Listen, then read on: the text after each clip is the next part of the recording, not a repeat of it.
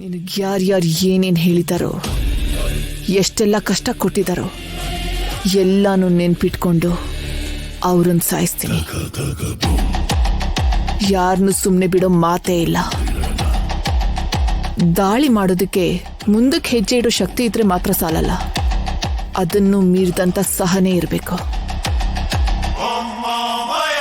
ಇಷ್ಟು ವರ್ಷ ನಮಗಡ್ಡ ಬಂದಂಥ ಎಲ್ಲಾರನ್ನೂ ತುಳ್ಕೊಂಡು ಬಂದಿರೋದು ಆ ಸಹನೆಯಿಂದನೇ.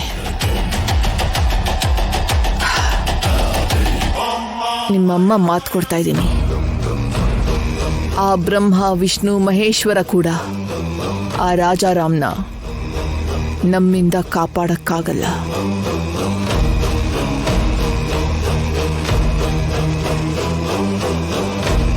Promise.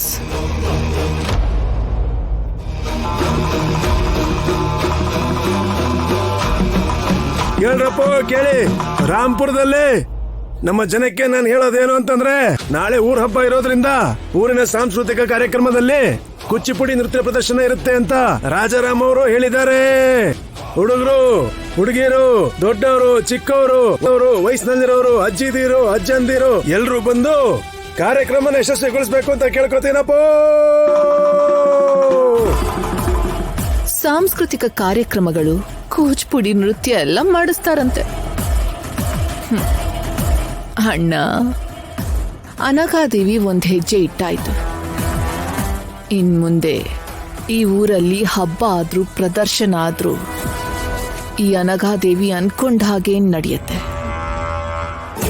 The whole of Rampura will be under my control.